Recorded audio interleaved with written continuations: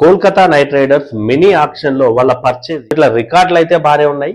కానీ మరి వీళ్ళ ప్లేయింగ్ 11 సెట్ అయ్యేలాగా వీళ్ళ పికింగ్ అనేది ఉందా ఆక్షన్ లో? బ్యాటింగ్ సూపర్ గా ఉంది, బౌలింగ్ అయితే చాలా చాలా అద్భుతంగా ఉంది. వాళ్ళ బౌలింగ్ లైనప్ కేకేఆర్ది. మరి ఎక్కడ మిస్ అయ్యారు వాళ్ళు, అసలు ఆక్షన్ లో ఏం జరిగింది, ఎవరెవరిని తీసుకున్నారు, ఆ డీటెయిల్స్ అన్ని ఒకసారి చూద్దాం. Welcome to Crick my show, నేను డివిఆర్. సో కేకేఆర్ ఆక్షన్ లోకి ఎంటర్ అయ్యే ముందు అందరికంటే ఎక్కువ పర్స్ తన దగ్గర పెట్టుకుంది. 64.30 crores తో ఆక్షన్ లోకి ఎంటర్ అయింది. అందరికంటే హైయెస్ట్ పర్స్ తమ దగ్గరలో కూడా ఎవరు లేరు. చెన్నై సూపర్ కింగ్స్ దగ్గర కంటే ఒక 20 కోట్లు ఎక్కువగా ఉన్నాయి. చెన్నై సూపర్ కింగ్స్ కి 40, ఆ తర్వాత ఎస్ఆర్హెచ్ కి 25 crores. మరి వీళ్ళతో పోలిస్తే తన దగ్గర ఆ లగ్జరీ ఉంది. అదే ప్రూవ్ అయింది కూడా. అందరూ అనుకున్నట్టుగానే క్యామరూన్ గ్రీన్ ని 25.2 crores కి దక్కించుకుంది. ఎవరికి అందకుండా ఎత్తుకెళ్ళిపోయింది.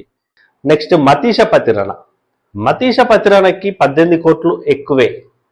ఎందుకంటే తను చాలా మంది మాట్లాడుతున్నారు తన గురించి, తను రిథమ్ కోల్పోయాడు, గతంలో ఉన్న మతీష పతిరాణ లాగా లేడు, తన యాక్షన్ చేంజ్ చేసుకున్నాడు. కాబట్టి మరి ఇవన్నీ ఉన్నాయి, ఇంజురీ కన్సర్న్స్ కూడా ఉన్నాయి తనకి, అందుకే సిఎస్కే కూడా వదిలేసింది అని చెప్పారు. కానీ మరి వీళ్ళు ఏదో నమ్మకంతో అయితే తీసుకున్నారు. మరి అతని తర్వాత ఫారినర్స్ ని ఇంకా ఎవరిని తీసుకున్నారు? బంగ్లాదేశ్ బౌలర్ ముస్తఫిజుర్ రెహమాన్. ఇతనికి కూడా ఎక్కువే ఖర్చు చేసింది. 9.20 crores కి తీసుకుంది ముస్తఫిజుర్ రెహమాన్ ని. సో అతను అంత కేపబిలిటీ ఉన్న బౌలరే, కానీ ఇప్పుడున్న సిచ్యువేషన్ లో అతనికి అంత పెట్టొచ్చా అనేదే ఒకసారి కొంచెం ఆలోచించదగ్గ విషయం. బట్ అతనైతే ఒక మంచి బౌలరు, అందులో ఎటువంటి డౌట్ లేదు. చాలా ఫ్రాంచైజీస్ ఆడాడు కాబట్టి తనకు ఆ ఎక్స్పీరియన్స్ ఉంది. వరల్డ్ క్లాస్ బౌలర్ అనడంలో ఎటువంటి సందేహం లేదు. సో వాళ్ళ బౌలింగ్ లో ఒక డిఫరెన్స్ తీసుకొచ్చేటటువంటి కెపాసిటీ అయితే ముస్తఫిజుర్ రెహమాన్ కి ఉంది. ఇక్కడ వరకు ఓకే. ఆ తర్వాత న్యూజిలాండ్ ప్లేయర్స్ ని ముగ్గురిని తీసుకున్నారు. ముగ్గురు కివీస్ ప్లేయర్స్ ని, రచిన్ రవీంద్రాని తీసుకున్నారు, ఇద్దరు వికెట్ కీపర్ బ్యాటర్లను తీసుకున్నారు, Finn Allen, Tim Seifert. So Finn Allen, Tim Seifert ఈ ఇద్దరి స్ట్రైక్ రేట్ కూడా అద్భుతంగా ఉంటుంది. సో మరి వాళ్ళలో ఫిన్ అలెన్ కి 2 కోట్లు ఇచ్చింది, రచిన్ రవీంద్రకి 2 కోట్లు ఇచ్చింది, టిమ్ సైఫర్డ్ కి 1.5 కోట్లు. సో ఇలా ఈ ముగ్గురు మొత్తంగా ఈ ఫారిన్ ప్లేయర్స్ కి అంతానే వీళ్ళని తీసుకోవడం, అంటే ఫారిన్ ప్లేయర్స్ మీదనే దాదాపుగా ఉన్న అమౌంట్ లో 90% ఖర్చు చేసింది కేకేఆర్. సో ఈ వీడియోలో మీకు ఎక్కడైనా ఒక మంచి ఇంట్రెస్టింగ్ పాయింట్ అనిపించినా కూడా వీడియోని అయితే లైక్ చేయడం మర్చిపోకండి, ఛానల్ కూడా సబ్స్క్రైబ్ చేసుకోండి. ఇక ఆ తర్వాత మిగతా ప్లేయర్స్ ని ఎవరిని తీసుకుందంటే తేజస్వి సింగ్, డొమెస్టిక్ ప్లేయర్. అంటే తేజస్వి సింగ్ ఎక్కువగా ఆడలేదు ఎక్కడ కూడా. సో తన ఒక మంచి ఫైండ్ అవుట్ అనే చెప్పొచ్చు. సిక్సర్ ఎబిలిటీ, అంటే 6 హిట్టింగ్ ఎబిలిటీ అనేది అద్భుతంగా ఉందంట తేజస్వి సింగ్ దగ్గర. కాబట్టి మరి అతన్ని అయితే పిక్ చేసుకున్నారు. మనకి తెలుసు ఆండ్రే రసెల్ పవర్ కోచ్ గా తనని ఎంపిక చేశారు ఆండ్రే రసెల్. సో కేకేఆర్ లో he will take care of all these power hitters. కాబట్టి మరి తను డెఫినెట్ గా తను చూసే వీళ్ళని తీసుకొని ఉంటాడు. కాబట్టి మరి అతని నుంచి అయితే ఒక మంచి ఫైర్ వర్క్స్ అయితే ఎక్స్పెక్ట్ చేస్తుంది ఈసారి కేకేఆర్ తేజస్వి సింగ్ నుంచి. కానీ మరి అతడైతే ఒక మంచి ఫైండ్ అవుట్ అని చెప్పొచ్చు. 3 కోట్లు పెట్టింది. తర్వాత ఆకాష్ దీప్ అయితే తక్కువకే దక్కించుకుంది, 1 కోటి రూపాయలకే. తర్వాత ఇంకా వీళ్ళ పాత కాపు రాహుల్ త్రిపాఠి, గతంలో కేకేఆర్కే ఆడాడు రాహుల్ త్రిపాఠి. ఆ తర్వాత ఎస్ఆర్హెచ్ కి వెళ్ళాడు, ఎస్ఆర్హెచ్ నుంచి సిఎస్కేకి వెళ్ళాడు, సిఎస్కే నుంచి మళ్ళీ ఈసారి కేకేఆర్ తీసుకుంది అతన్ని 75 lakhs కే తీసుకుంది.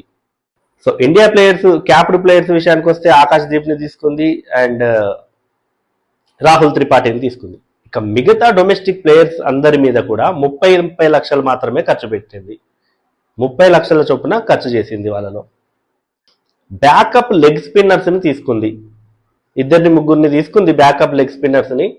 So Tejasvi Singh wicket keeper batter. So వీళ్ళకి ఇప్పుడు వికెట్ కీపర్లు కావాలి. ఆల్రెడీ మనము కివీస్ నుంచి 2 వికెట్ కీపర్లను చూసాము, ఫిన్ అలెన్ అండ్ టిమ్ సైఫర్డ్. మరి ఫారిన్ కాంబినేషన్ క్రిటికల్ అవుతుంది అన్న టైంలో ఫారిన్ కాంబినేషన్ ని డిఫికల్టీ కాకుండా ఇండియన్ వికెట్ కీపర్ ని పెట్టుకోవడం అనేది చాలా బెటర్. అయితే ఇతను ఇన్ఎక్స్పీరియన్స్డ్ వికెట్ కీపర్ కాబట్టి మరి ఇతను ఎలా గ్రూమ్ చేస్తారు తేజస్వి సింగ్ అన్నది అయితే చూడాలి. కానీ ఇది వీళ్ళకి అడ్వాంటేజ్ అవుతుంది, ఒక ఇండియన్ వికెట్ కీపర్ అంటే బిగ్ హిట్స్ కొట్టగల బ్యాటర్ ఉండటం. సో ఇక వీళ్ళని ఎలా షఫుల్ చేస్తుందో చూడాలి. ఫిన్ అలెన్ కానివ్వండి, టిమ్ సైఫర్డ్ కానివ్వండి, ఈ ఇద్దరిలో వికెట్ కీపింగ్ ఎవరు చేస్తారో మరి ఒకరికే ఛాన్స్ ఉంటుంది. నాకు తెలిసి ఫిన్ అలెన్ ని ప్లేయింగ్ 11 లోకి తీసుకుంటుంది అనుకుంటున్నాను. ఆ తర్వాత తేజస్వి సింగ్ ఎట్లాగో ఉన్నాడు, తను కూడా ప్రాక్టీస్ అవుతాడు, తనని కూడా గ్రూమ్ చేసుకోవచ్చు ఫ్యూచర్ కోసము ఒక వికెట్ కీపర్ కమ్ మంచి హిట్స్ కొట్టగల బ్యాటర్ గా. ఇక రాహుల్ త్రిపాఠిని మరి ప్లేయింగ్ లెవెల్లో తీసుకుంటారా లేదా అన్నది చూడాలి. బ్యాకప్స్ ఎవరు ఉన్నారు వీళ్ళకి? బ్యాకప్స్ అంటే ఇప్పుడు మనం ఆల్రెడీ వికెట్ కీపర్ గురించి చెప్పుకున్నాము. బౌలర్లు అయితే ఆప్షన్స్ చాలా ఉన్నాయి వీళ్ళ దగ్గర. పేస్ బౌలింగ్ ఆప్షన్స్ అయితే చాలా చాలా ఉన్నాయి. ఆల్రెడీ మనము ఇంటర్నేషనల్ స్టాండర్డ్స్ ఉన్న బౌలర్లే ఉన్నారు. మతీషా పత్రనా ఉన్నాడు, ముస్తఫిజుర్ రెహమాన్ ఉన్నాడు, ఆకాష్ దీప్ ఉన్నాడు, వైభవ్ అరోరా ఉన్నాడు, ఉమ్రాన్ మాలిక్ ఉన్నాడు, హర్షిత్ రాణా ఎలాగో ప్లేయింగ్ 11 లో ఆడే ప్లేయర్. సో ఇట్లా పేస్ బౌలింగ్ అయితే వీళ్ళకి బాగానే ఉంది. బ్యాకప్ కూడా వచ్చారు, ముస్తఫిజుర్ రెహమాన్ కూడా ఉన్నాడు. సో వీళ్ళకి ఆ పేస్ అటాక్ లో ఎటువంటి డౌట్ లేదు, చాలా స్ట్రాంగ్ గా కనిపిస్తుంది. ఇక మరో పేసర్ కార్తిక్ త్యాగిని కూడా తీసుకున్నారు. కార్తిక్ త్యాగి మనం చూసాము, గతంలో రాజస్థాన్ రాయల్స్ కి ఒక 2 సీజన్లు ఆడాడు, అక్కడ కొంచెం పర్వాలేదనిపించాడు. ఆ తర్వాత 2 సీజన్లు SRH కి ఆడాడు, SRH లో పర్ఫార్మెన్స్ అంత బాగాలేదు. ఆ తర్వాత గుజరాత్ టైటన్స్ కి వెళ్ళాడు, గుజరాత్ టైటన్స్ ఒకటే మ్యాచ్ ఆడే అవకాశం ఇచ్చింది, ఆ మ్యాచ్ లో కూడా అతను వికెట్లు ఏమీ తీయలేదు. ఇక స్పిన్నర్లు అంటే ఆల్రెడీ వీళ్ళ స్క్వాడ్ లో ఉన్న వాళ్ళలో వరుణ్ చక్రవర్తి ఉన్నాడు, సునీల్ నరైన్ ఉన్నాడు. మరి వీళ్ళకి బ్యాకప్ గా ఎవరెవరిని తీసుకున్నారు? దక్ష్ కమ్రా, ప్రశాంత్ సోలంకి. మహారాష్ట్రకు చెందినటువంటి బౌలర్ ఇతడు ప్రశాంత్ సోలంకి. గతంలో CSK స్క్వాడ్ లో కూడా ఉన్నాడు లాస్ట్ సీజన్ అనుకుంటా, కాకపోతే తనకి ఆడే అవకాశం అయితే దక్కలేదు. సో ఈ ఇద్దరైతే లెగ్ బ్రేక్ బౌలర్లు ఉన్నారు. ఇక సార్థక్ రంజన్ ని తీసుకున్నారు, ఓపెనింగ్ బ్యాటర్. తను ఢిల్లీకి చెందినటువంటి ఓపెనింగ్ బ్యాటర్ సార్థక్ రంజన్. తను కూడా అకేషనల్ గా లెగ్ స్పిన్ వేస్తూ ఉంటాడు.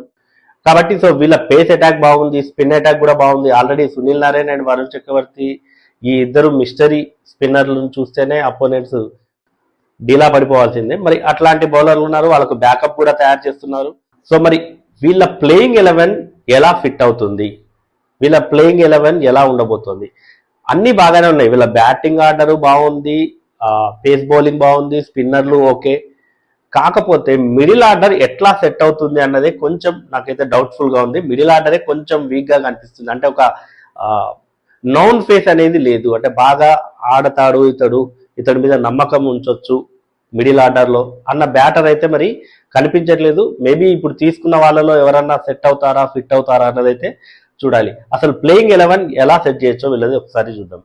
Ajinkya Rahane opening batter. మరి అతనిని కెప్టెన్ గా కంటిన్యూ చేస్తారా, ఏం చేస్తారా అన్నది ఇంకా అఫీషియల్ స్టేట్మెంట్ అయితే ఏది రాలేదు. కాకపోతే మరి తనని కంటిన్యూ చేసే అవకాశాలే ఎక్కువగా ఉన్నాయి. అజింక్య రహానే ఓపెనర్. తనకి తోడు మరి ఎవరిని ఆడిస్తారు? ఫిన్ అలెన్ ని ఆడిస్తారా, లేకపోతే క్యామరూన్ గ్రీన్ ఓపెన్ చేస్తారా? ఎందుకంటే ఆల్రెడీ వాళ్ళ కోచ్ అభిషేక్ నాయర్ చెప్పడం కూడా చూసాం మనము. ఈసారి సునీల్ నరైన్ అయితే ఓపెనింగ్ లో పంపించట్లేదు అనేది చెప్పాడు. సో మరి అదే జరిగితే సునీల్ నరైన్ ఓపెన్ లో రాకపోతే, సునీల్ నరైన్ ఓపెనింగ్ చేయకపోతే క్యామరూన్ గ్రీన్ ఆడిస్తారా? క్యామరూన్ గ్రీన్ కనుక ఓపెనింగ్ చేస్తే మిడిల్ ఆర్డర్ చాలా వీక్ అయిపోతుంది ఇంకా. ఎందుకంటే వీళ్ళ సెటప్ చూస్తే, సరే జనరల్ గా మనం ఇప్పుడు క్యామరూన్ గ్రీన్ ని మిడిల్ లో పెట్టి చూద్దాము. అజింక్య రహానే ఓపెనింగ్, తనకు తోడు ఫిన్ అలెన్ ఉంటాడు. నంబర్ 3లో అంగక్రిష్ రఘువంశీ ఉంటాడు. నంబర్ 4లో క్యామరూన్ గ్రీన్ ఆడించాలి. Number 4 Green. నెంబర్ 5లో మరి ఎవరు ఆడతారు? రింకు సింగ్ ఆడతాడా? రింకు సింగ్ ఉన్నాడు, రమన్దీప్ సింగ్ ఉన్నాడు, ఇప్పుడు వీళ్ళు తీసుకున్న యంగ్స్టర్ తేజస్వి సింగ్ ఉన్నాడు. ఈ ముగ్గురు 5, 6, 7 ఆడతారా? రింకు సింగ్, రమన్దీప్ సింగ్, తేజస్వి సింగ్. సో మరి వీళ్ళలో అంత నమ్మదగిన ప్లేయర్ ఎవరు? రింకు సింగ్ అంటే ఫినిషర్ గానే తెలుసు మనకి. సో మరి ఇన్నింగ్స్ ని లీడ్ చేయగలడా? ఆల్రెడీ 4 టాప్ ఆర్డర్ బ్యాటర్లను చూసాం మనము క్యామరూన్ గ్రీన్ వరకు. మరి వీళ్ళలో ఎవరిని ఫిట్ చేస్తారు? ఈ ముగ్గురి వరకు 7 వచ్చింది అంటే ఇంకా 8 సునీల్ నరైన్, 9 వరుణ్ చక్రవర్తి, 10 హర్షిత్ రాణా, 11 మరి వైభవ్ అరోరా, మతీషా పత్రనా. డెఫినెట్ గా మతీషా పత్రనా ఉండాల్సిందే. సో కాబట్టి ఇలా సెట్ అవుతుంది వీళ్ళకు ప్లేయింగ్ 11. మరి ఫారిన్ ప్లేయర్స్ లో మిడిల్ ఆర్డర్ లో చూసాం కదా మనము, నెంబర్ 4 తర్వాత వీళ్ళకి 5, 6, 7 ఇక్కడ కొంచెం ఇన్ఎక్స్పీరియన్స్ కనిపిస్తోంది. రింకు సింగ్ ఉన్నాడు, బట్ అయినప్పటికీ కూడా ఇంకెవరైనా ఉంటే బాగుండు నెంబర్ 5లో అని అయితే మనకు అనిపిస్తుంది. వీళ్ళకి రోమన్ పావెల్ ఉన్నాడు, కానీ మరి ఫారిన్ ప్లేయర్స్ ని నలుగురిని తీసుకోవాలి కాబట్టి ఆ కాంబినేషన్ ఎట్లా వర్కౌట్ అవుతుంది? అసలు నలుగురు ఫారిన్ ప్లేయర్స్ ఎవరు ఉంటారు? ఫిన్ అలెన్ ని ఆడిస్తారా ఓపెనింగ్ లో?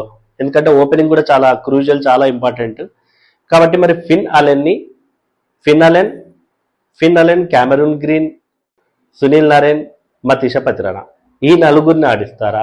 లేదా ఓపెనింగ్ లో వేరే బ్యాటర్ ని క్యామెరూన్ గ్రీన్ తోనే ఓపెనింగ్ చేయించి రోమన్ పావెల్ ని మిడిల్ ఆర్డర్ లో ఆడిస్తారా? ఇది కూడా ఒక ఆప్షన్ వీళ్ళకి. రోమన్ పావెల్ తను లాస్ట్ సీజన్ కూడా కొన్ని మ్యాచ్లు అయితే బాగానే ఆడాడు.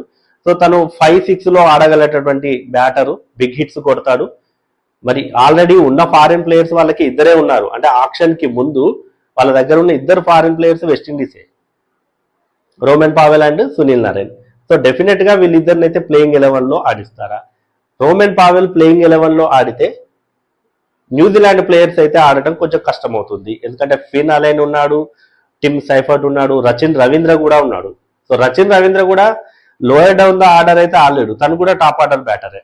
సో వీళ్ళకు టాప్ ఆర్డర్ సెట్ అయింది, ఎటొచ్చి మిడిల్ ఆర్డర్ లో నాకు తెలిసి రోమన్ పావెల్ కే ఫిక్స్ అవుతారు అనిపిస్తుంది. లేదా ఇంకా అతన్ని తీసుకోకపోతే మాత్రం మరి మిడిల్ లో కొంచెం వీక్ గా కనిపిస్తుంది. సో మొత్తానికి కేకేఆర్ అయితే టీం కాంబినేషన్ పరంగా బాగుంది. నేను చెప్పిన నాకు అనిపిస్తుంది మరి వాళ్ళ కాంబినేషన్ ఎట్లా సెట్ చేసుకుంటారు ఏంది అన్నది తర్వాత విషయం. మరి మీకు ఈ కాంబినేషన్ ఎలా అనిపించింది? మరి మీ ప్లేయింగ్ 11 ఏంటి? సరే, ఇంపాక్ట్ ప్లేయర్ ని కూడా ఇంక్లూడ్ చేసి పెడితే మీ ప్లేయింగ్ 12 ఎలా ఉండబోతోంది? కామెంట్స్ లో తెలపండి.